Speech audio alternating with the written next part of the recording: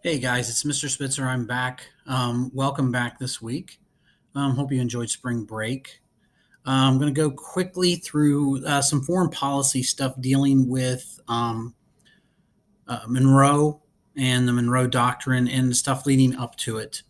So as you can see here, the first slide we have is talking about disputes between the United States and Great Britain and basically Canada.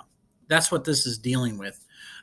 So basically what it came down to is they're still trying to figure out the border and fishing rights between the two countries.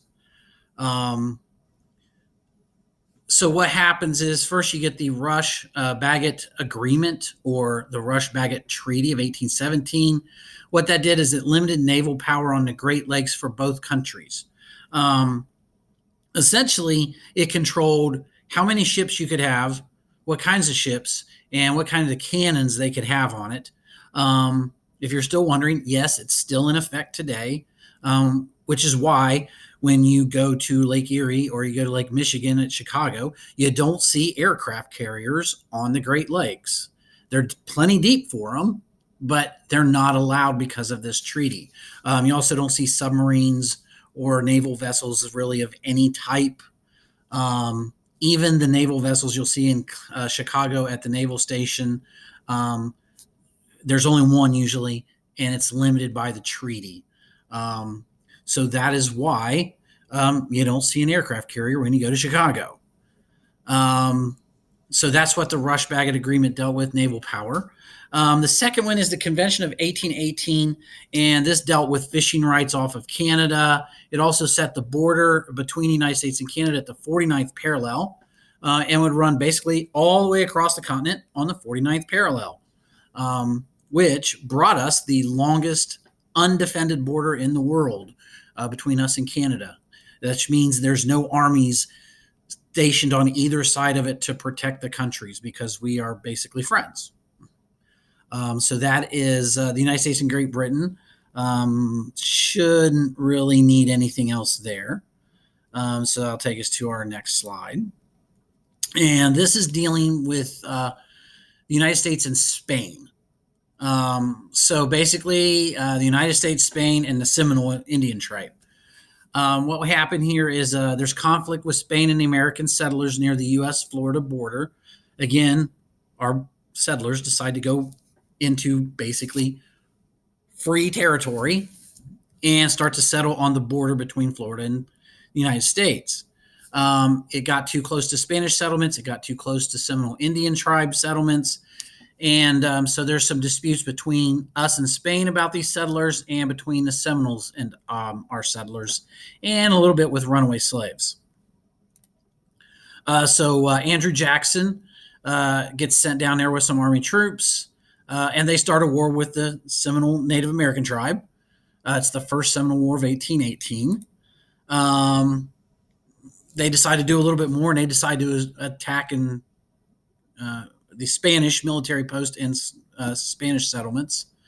They overthrow the Spanish governor, basically throw him out of office, and basically overthrow Spain in the state of Florida. What's going on with Spain at this time is Spain is really weak in the world at this point. Their economy is not very good. They have a very weak military. Politically, they're weak. And the last thing they need is another war with another country.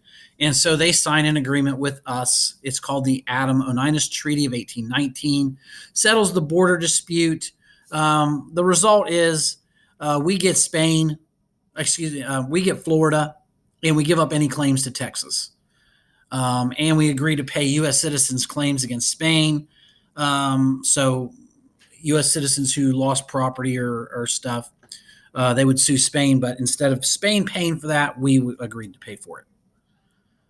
So that's thus that in Florida. The next thing, and the most important thing here, is the Monroe Doctrine. You already had another video on it. You've got at least one article to read about it. What's going on in the world? Spain had still controlled most of Latin America, South America, and Central America. And so since they were so politically and militarily weak, those countries decided to declare their independence and have revolutions.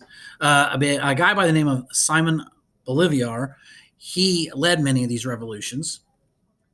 And the United States feared that European countries would come in and take control of these newly free countries from weak Spain.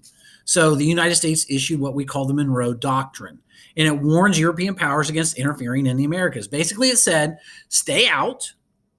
Anything going on in the Americas, whether it's North America or South America, is the business of the United States and nobody else.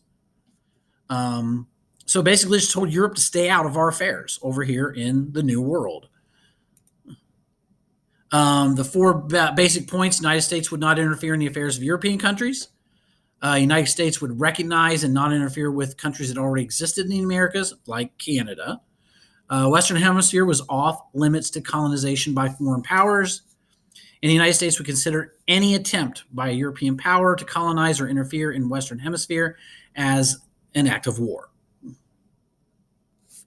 Didn't say anything about us colonizing or us expanding. It just said, Europe, stay out. And that is the most important part of the Monroe Doctrine. It's basically telling the rest of the world, stay out of the Western Hemisphere. That's our business, not yours. Here's just another map you can look at in a PowerPoint that shows you how we expanded. And that should be about it in this. Again, the most important point is right here, the Monroe Doctrine and its 4 basic points. Make sure you know those. Make sure you take really good notes on those. And that's pretty much about it here. If you have any questions, email me or pop into the video conference at the start of classes. I'll see you later.